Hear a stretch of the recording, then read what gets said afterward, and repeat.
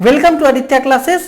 आज मैं Mendeleev periodic table के बारे में एक्सप्लेन करने जा रहा हूं। इस क्लास में हम इससे रिलेटेड 4 टॉपिक्स को एक्सप्लेन करेंगे। First, how it is discovered, यानी कि ये पीरियोडिक टेबल जो मेंडलीव ने डिस्कवर किया था, कैसे किया था, किस बेसिस पे किया था, किस प्रोसेस से किया था, ये बात हम। दूसरा, इस मेंडलीव पीरियोडिक टेबल का लॉ क्या था। तीसरी बात हम लोग पढ़ेंगे कि इस पीरियोडिक टेबल में जो क्या क्या अचीवमेंट था इस पीरियोडिक टेबल का, यानी कि पीरियोडिक टेबल कैसा था और उसमें क्या क्या पॉजिटिव पॉइंट्स थे। एंड लास्ट, लिमिटेशन, यानी कि पीरियोडिक टेबल के ड्रॉबैक्स क्या क्या थे। तो सबसे पहले हम फर्स्ट टॉपिक को एक्सप्लेन कर रहे हैं कि पीरियोडिक टेबल की डिस्कवरी हुई कैसे, क्या क्या बेसिस था। तो सबसे पहले तो ये जान जाइए कि जिस समय पीरियोडिक टेबल का डिस्कवरी मेंडलीव कर रहे थे उस समय 63 एलिमेंट का डिस्कवरी हो चुका था। 63 एलिमेंट्स की डिस्कवरी हो चुकी थी। और इससे पहले जो फेमस ऑक्टावेस था, न्यूलैंड्स ऑक्टावेस, न्यूलैंड्स ऑक्टावेस, ये रिजेक्ट हो गया था। ये क्या हो गया था? रिजेक्ट हो चुका था। तो न्यूलैंड्स ऑक्टावेस रिजेक्ट हो गए और 63 एलिमेंट्स की डिस्कवरी हो चुकी थी। उसी समय मेंडलीव ने अपना पीरियोडिक टेबल को डिस्कवर करने की तैयारी की। इन्होंने क्या किया? 63 कार्ड्स बनाए। ऐसा 63 कार्ड बनाया और इस कार्ड पे हर एक कार्ड पे एक एक एलिमेंट का मास, फिजिकल प्रॉपर्टी, फिजिकल, थोड़ा लंबा कर दे रहा हूं, फिजिकल प्रॉपर्टी और केमिकल प्रॉपर्टी, इसका लिस्ट तैयार किया। हर एक एलिमेंट के लिए अलग अलग कार्ड बना करके उसका मास, फिजिकल प्रॉपर्टी और केमिकल प्रॉपर्टी का लिस्ट तैयार किया और फिर उस लिस्ट को मैच किया। जिसका फिजिकल और केमिकल प्रॉपर्टी एक जैसा मिल रहा था उसको एक ग्रुप में डालते चला गया। ओके, और इस तरह से एक छोटा सा पीरियोडिक टेबल तैयार हो गया। उस बीच में केमिकल प्रॉपर्टी जो इन्होंने लिया था उसमें मेनली रिएक्शन विथ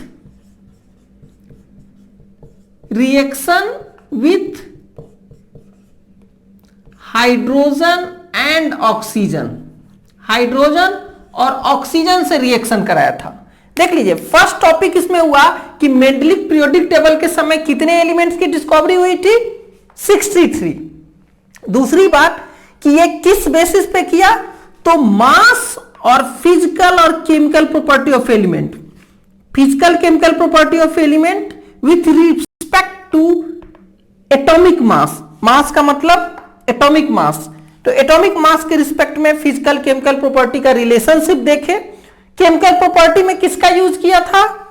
तो हाइड्रोजन और ऑक्सीजन के साथ रिएक्शन करा के, कि हाइड्रोजन और ऑक्सीजन के साथ जो कंपाउंड बना रहा है कोई भी एलिमेंट, तो वो कैसा कंपाउंड बना रहा है, इसके बेस पे कार्ड्स बनाए थे। कितने? 63।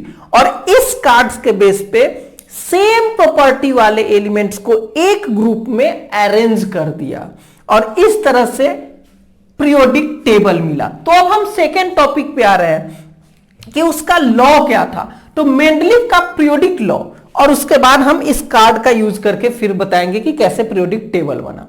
तो मेंडलीव ने देखा कि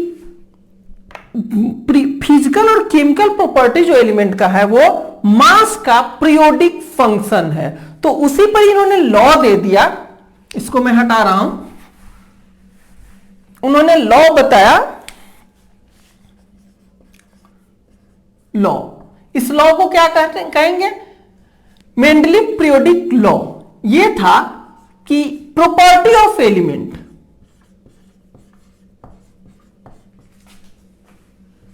properties of elements are periodic function of their atomic mass, बस periodic function of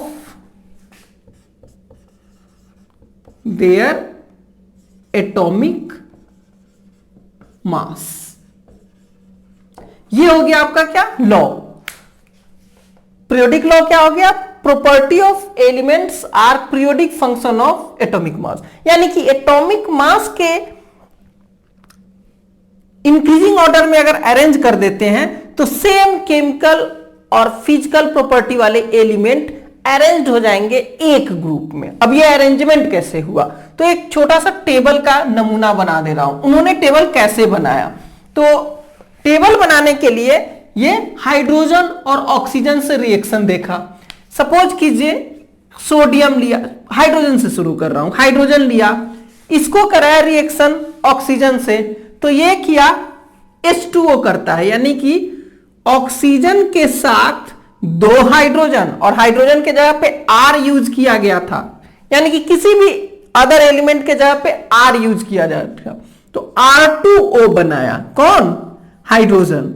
फिर लिथियम लिया गया, तो लिथियम भी Li2O बनाया, यानी कि इसी ग्रुप में आ गया।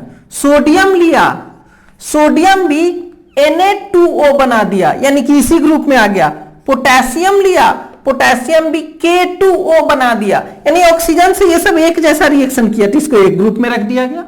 फिर सेकंड RO, एक ऑक्सीजन के साथ जो एक एटम अरेंज हो रहा है या कंपाउंड बना रहा है उसको दूसरे ग्रुप में रखा। इसमें क्या क्या आया, बेरिलियम BeO बना रहा था, उसी तरह से Mg मैग्नीशियम MgO बना रहा था, उसी तरह से कैल्शियम CaO बना रहा था। तो इस तरह से जो RO के फॉर्म में आया उसको इस ग्रुप में डाल दिया। इस तरह धीरे धीरे करते हुए पूरा का पूरा प्रयोग सारे के सारे एलिमेंट्स को अरेंज करके एक मेंडलीफ ने पीरियोडिक टेबल बना दिया। अब इस टेबल में क्या क्या खूबी थी, इस कार्ड के बेस पे 63 कितने कार्ड बनाए, 63, क्योंकि उस समय 63 एलिमेंट्स का डिस्कवरी हो चुका था। उन्होंने क्या किया कि फिजिकल प्रॉपर्टी, केमिकल प्रॉपर्टी सबको अरेंज किया, लिखा, और जिस जिस कार्ड का प्रॉपर्टी सेम हो रहा था उस कार्ड को एक में सजा दिया और पीरियोडिक टेबल कंप्लीट हो गया। ओके, कैसे पीरियोडिक टेबल बना ये हमने बताया। अब इस पीरियोडिक टेबल में था क्या, तो इस पीरियोडिक टेबल में आप देखेंगे तो ये जो सबसे पहले ये वर्टिकल कॉलम जो बन रहे हैं, वर्टिकल कॉलम, इसका नाम ग्रुप दिया इन्होंने, और ऐसे 8 ग्रुप बन गए। वर्टिकल कॉलम जो बन रहा है, तो वर्टिकल कॉलम कितने हो गए, 8, और इसको 8 ग्रुप नाम दिया गया। फिर हॉरिजेंटल की बात आ रही है, तो हॉरिजेंटल में 6 रो हॉरिजेंटली बना, जिसको 6 पीरियड बोला गया। तो इस तरह से 6 पीरियड और 8 रो का मेंडलीफ का पीरियोडिक टेबल बन गया। 6 पीरियड और 8 रो का। अब इसका अचीवमेंट क्या क्या था, इस पीरियोडिक टेबल में क्या क्या बेनिफिट्स था, तो इस पीरियोडिक टेबल में सारे के सारे एलिमेंट्स अरेंज्ड हो गए। जितने भी एलिमेंट उस समय डिस्कवर हुए थे सारे के सारे एलिमेंट्स अरेंज्ड हो गए। कुछ वैकेंट प्लेस भी बीच में छूट गया, और उस वैकेंट प्लेस के बारे में मेंडलीफ ने ऑलरेडी बता दिया कि इस वैकेंट प्लेस के लिए बाद में डिस्कवर किया जाएगा, फ्यूचर में एलिमेंट डिस्कवर होंगे, और उसकी प्रॉपर्टी उन्होंने ऑलरेडी प्रेडिक्ट कर दी। जैसे बोरॉन के नीचे एक स्पेस छूट गया, और उसके बारे में इन्होंने बताया कि फ्यूचर में एक एलिमेंट का डिस्कवरी होगा जिसकी प्रॉपर्टी उन्होंने ऑलरेडी बता दिया कि उसका मास इसके एवरेज में होगा, और उसमें बोरॉन जैसी प्रॉपर्टी होगी, और उसका नाम भी इन्होंने ऑलरेडी दे दिया इक्का, ई के ए, एक्का है और ये संस्कृत वर्ड से लिया गया है, एक्का बोरॉन। और बाद में जब ये डिस्कवर हुआ तो इसका नाम चेंज करके रख दिया गया स्कैंडियम। और ये पूछता है एग्जाम में इक्का बोरॉन क्या है, तो स्कैंडियम है। वैसे ही नेक्स्ट एल्युमिनियम था। एल्युमिनियम के नीचे वाले एलिमेंट का भी डिस्कवरी नहीं हुआ था, तो वो उसका नाम इन्होंने रख दिया एक्का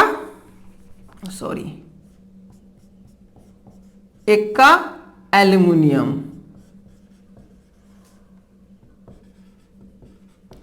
और जब इसकी डिस्कवरी हुई तो इसका भी नाम चेंज हो गया और उसका नाम क्या आ गया, गैलियम।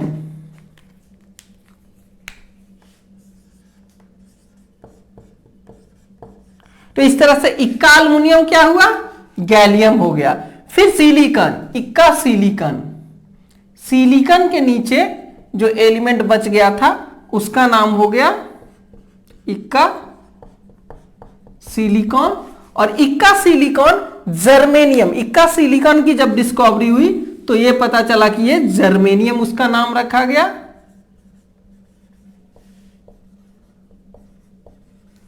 ओके, तो इस तरह से 3 एलिमेंट्स उन्होंने प्रेडिक्ट कर दिया था पहले से कि ऐसी प्रॉपर्टी वाले ऐसे एलिमेंट डिस्कवर होंगे और बाद में डिस्कवर हुई भी। तो साइंटिस्ट को थोड़ा सा सहूलियत भी मिल गया कि ऐसा एलिमेंट हमको रिसर्च करना है, तो इजी हो जाता है रिसर्च करना। तो बोरॉन के नीचे इक्का बोरॉन जिसका नाम स्कैंडियम हुआ, एल्युमिनियम के नीचे इक्का एल्युमिनियम जिसका नाम गैलियम हुआ, सिलिकॉन के नीचे इक्का सिलिकॉन जिसका नाम जर्मेनियम हुआ। ये 3 एलिमेंट आपको याद रखने होंगे, ये डायरेक्ट पूछ सकता है। ओके, तो मेंडलीव पीरियोडिक टेबल में क्या क्या हो गया, मेंडलीव पीरियोडिक टेबल में 8 ग्रुप्स हो गए, 6 पीरियड हो गया, all elements are arranged,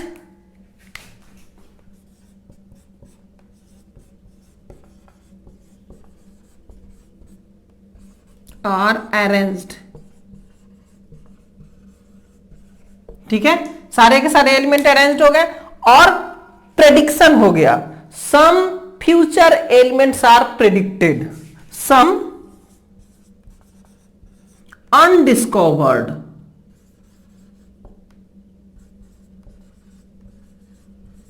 elements are predicted.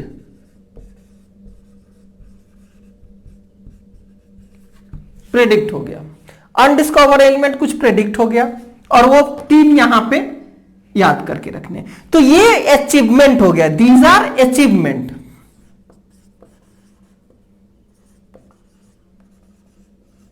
ये अचीवमेंट्स थे।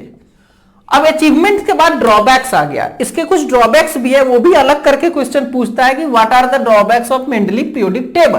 तो अब हम ड्रॉबैक्स पे आ रहे हैं। ड्रॉबैक्स में सबसे पहला ड्रॉबैक जो था वो हाइड्रोजन के बारे में था कि इन्होंने हाइड्रोजन का पोजीशन कंफ्यूजिंग में रख दिया, क्योंकि हाइड्रोजन की प्रॉपर्टी क्लोरीन, फ्लोरीन, ब्रोमीन से भी मिलती है और लिथियम, सोडियम, पोटेशियम से भी मिलती है। यानी कि ये फर्स्ट ग्रुप और 7th ग्रुप दोनों से इसकी प्रॉपर्टी मिलती है। तो इसका ड्रॉबैक या लिमिटेशन अगर देखेंगे, लिमिटेशन, तो फर्स्ट लिमिटेशन इसका क्या हुआ, फर्स्ट लिमिटेशन हुआ कि हाइड्रोजन का पोजीशन फिक्स नहीं था। पोजीशन ऑफ हाइड्रोजन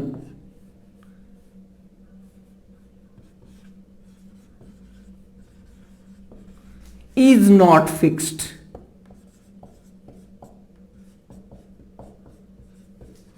ये फिक्स नहीं हो पाया कि ये फर्स्ट में रखे या 7th में रखे।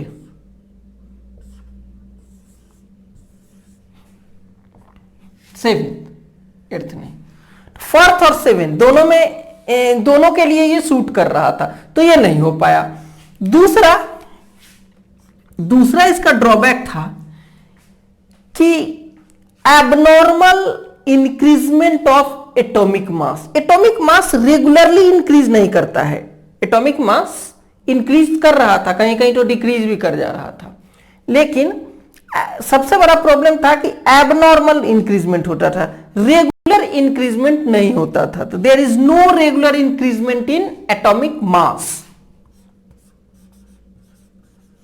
There is no regular increment in atomic mass. Atomic mass में रेगुलर इंक्रीजमेंट नहीं हो रहा था। तो इसके कारण भी क्या हो गया, यह भी एक दूसरा ड्रॉबैक हो गया। तीसरा ड्रॉबैक था डिस्कवरी ऑफ आइसोटॉप। यह सबसे बड़ा प्रॉब्लम था, डिस्कवरी ऑफ आइसोटॉप। आइसोटॉप वो एलिमेंट होते हैं जिनका मास तो डिफरेंट होता है लेकिन प्रॉपर्टी सेम होता है। अब पहले से तो इनके अकॉर्डिंग मास ही पे प्रॉपर्टी डिपेंड करता है, और यहां डिफरेंट मास का सेम प्रॉपर्टी आ गया। जैसे कार्बन का ही ले लीजिए, कार्बन का 14 मास वाला भी कार्बन का एलिमेंट होता है, कार्बन का 13 मास वाला भी, कार्बन का 12 मास वाला भी। 3 आइसोटॉप है। अब ये तीनों आइसोटॉप का मास तो अलग अलग है लेकिन सारे की सारे प्रॉपर्टी सेम है, तो ये मास पे तो डिपेंड नहीं किया प्रॉपर्टी। तो ये इसका सबसे मेजर ड्रॉबैक था। और फोर्थ एक ये भी ड्रॉबैक था कि इन्होंने भी इनर्ट गैस के बारे में कुछ नहीं बताया।